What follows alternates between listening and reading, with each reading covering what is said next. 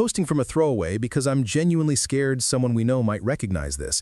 I, 34M, have been married to my wife, 32F, for 7 years, together for almost 10, and we've always been that boring, stable couple with a mortgage, a dog, and shared Costco runs, and I honestly believe we were solid, not perfect, but real. But about 6 months ago, tiny cracks started showing up that I brushed off at first. She started guarding her phone like it held government secrets, always face down, always on silent, and if I walked into the room, she'd tilt it away from me like she was hiding something huge. And on top of that, she got weirdly mean over nothing, snapping at me when I'd just ask how her day was, calling me clingy or annoying, even though I was doing the same normal husband stuff I'd always done. And I kept telling myself it was just work stress or a phase, when deep down my gut was already screaming that something wasn't right. Things escalated really fast after that, like someone hit fast forward on our marriage falling apart, and I started noticing she was suddenly working late 3 or 4 nights a week, but wouldn't say on what exactly, just vague stuff like meetings or deadlines.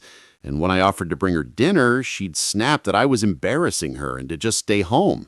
Plus, she started dressing differently, more makeup, tighter clothes, perfume she never wore for me. And when I'd compliment her, she'd roll her eyes and say, "I'm not doing this for you, relax," which stung more than I admitted. And the lies started stacking up in obvious ways, like saying she was at a coworker's birthday, but I'd see from Instagram that coworker was out of town. And when I gently asked about it, she'd flip it on me and accuse me of spying or being paranoid. And somehow I still kept telling myself I was crazy for even thinking the word cheating at that point. The actual discovery happened in the stupidest, most random way. Not some dramatic movie scene, and that almost makes it worse. Her phone was dead one night, and she asked to use mine to quickly check an email, and when she handed it back, I noticed my iCloud was suddenly signed out, which made no sense. And when I opened her iPad later, which was still synced because she was too lazy to log out there, a message banner popped up from a name I didn't recognize with a stupid heart emoji next to it saying, "I miss your body already," and my whole chest just dropped, like I physically felt something snap inside me. And even then, I sat there frozen for a full 5 minutes trying to convince myself it was out of context, that maybe it was a joke, maybe a friend, maybe spam, anything except what it obviously was. I didn't confront her right away because I honestly felt like I was going to throw up or pass out. So I just started quietly paying attention to everything, like my brain switched into this horrible detective mode I never wanted. And the more I looked, the worse it got. I saw deleted message threads, weird hidden photo albums full of selfies she never sent me, and Uber receipts for places she'd sworn she'd never gone. And the really messed up part was how calm she acted at home during all this, laughing at dumb TikToks, asking what I wanted for dinner, kissing me goodbye in the morning like she wasn't living a whole secret life. And that contrast made me feel like I was losing my mind.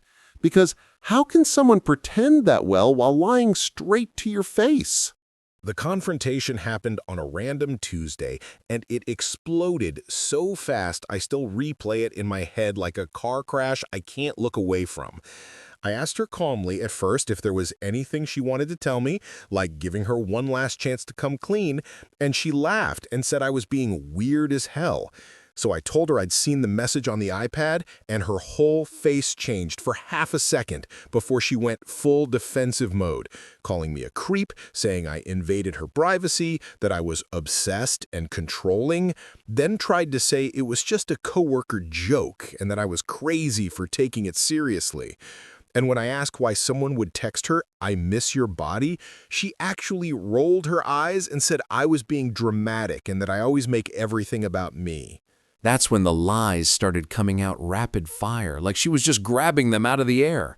First it was, nothing physical ever happened. Then 5 minutes later it shifted to, okay, maybe we kissed once, but it meant nothing. And then somehow it became my fault because apparently I'd been distant for months, even though I was literally trying to plan date nights and weekend trips while she was living a double life. And what messed me up the most was how cold she looked while doing it. Zero guilt, zero shaking voice, just irritation like I was inconveniencing her by being hurt.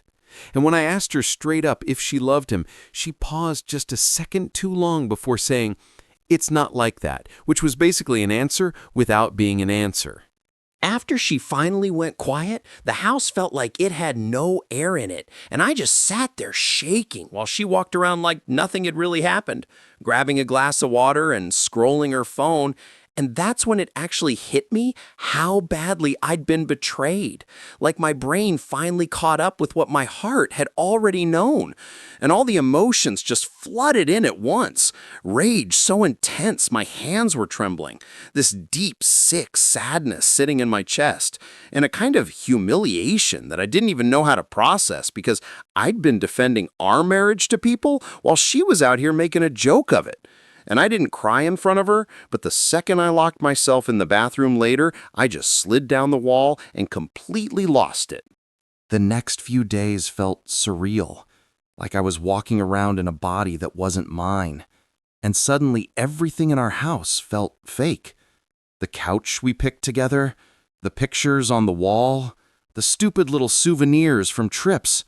All of it started to feel like props in a lie. And she kept acting weirdly normal while also being bitchy about everything, snapping at me for moping around and telling me I was making the atmosphere toxic just because I couldn't magically smile after finding out my whole marriage was cracked open. And at the same time, she kept changing her story whenever I tried to get real answers, saying it was over, then saying I was imagining half of it, then saying I was the reason she ever talked to him in the first place. And it honestly felt like psychological whiplash.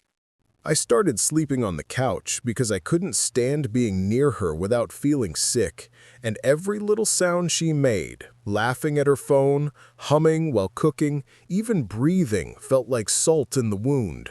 And I found myself obsessively checking her social media, tracking patterns, piecing together moments that didn't add up, while she kept gaslighting me with lines like, "I don't know why you're so obsessed with my phone," and "You're the only one who's ruining this marriage."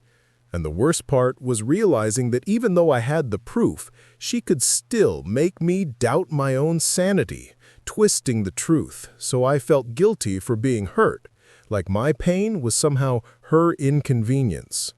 Eventually, I knew I had to make a decision, because I couldn't live like that. Every day was this mix of rage, heartbreak, and numbness. And I sat down one night and just wrote out everything I felt, every lie, every betrayal, every time she dismissed my feelings, and I realized I couldn't trust her again, not after all the manipulation and excuses. And when I told her I needed space and that maybe separation was the only way forward, she flipped immediately, yelling that I was overreacting and ruining everything for no reason, throwing in that I was just bitter and controlling. And it was like she had no idea what reality even looked like outside of her own excuses. After that, things got even crazier. She started alternating between fake apologies that lasted 5 seconds and full-blown attacks, telling me I was pathetic for not forgiving her, and that our entire marriage was my fault for being too sensitive. And I realized I couldn't even have a normal conversation without her turning it into a fight or a guilt trip. So I just started keeping my distance, staying in my office, walking the dog late at night, anything to avoid her venom. And at the same time, my mind kept replaying all the moments I'd missed, all the times I'd trusted her blindly. And I felt this sick mix of sorrow and anger, like a weight that wouldn't lift. And part of me wanted revenge, but part of me just wanted to vanish and reset everything. The breaking point came fast and ugly. One night she didn't come home at all and didn't answer my calls.